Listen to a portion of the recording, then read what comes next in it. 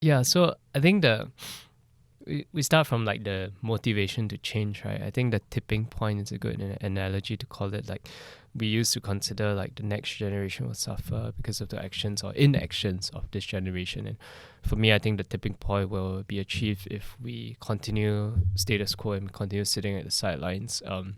And there's a perspective of the cost of inaction that we advocate often.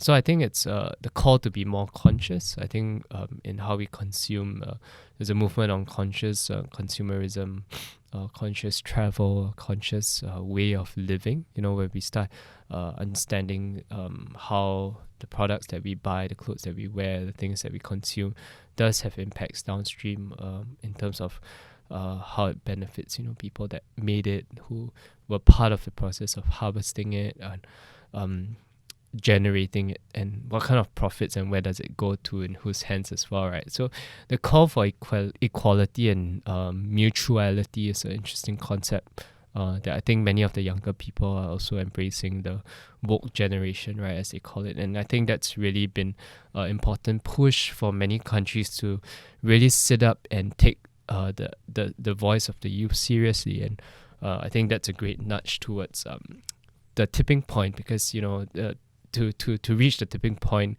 without doing anything is pure stupidity. But to reach tipping point with all of us at the edge of the seat, bracing ourselves, and also doing as much as we can to reverse that tipping point. I think that's a different stance that we take altogether. So Singapore has seen these rollouts of the Singapore Green Plan and huge national discourses on inequality, and many spotlights that have been shown on issues of migrant workers as well. I think these are great steps towards the right direction, but we need to continue that traction and to galvanize more people to the mission. And I would say it's never the effort of a single person. It's always been a collective that have enabled whatever that Citizen Adventures and what we're associated with has been able to do. And I think that's also the privilege that I've had of being just that platform.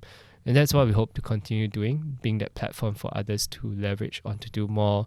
And we always are fully aware that we are not able to do a lot of things unless people come on board and join us in this cause.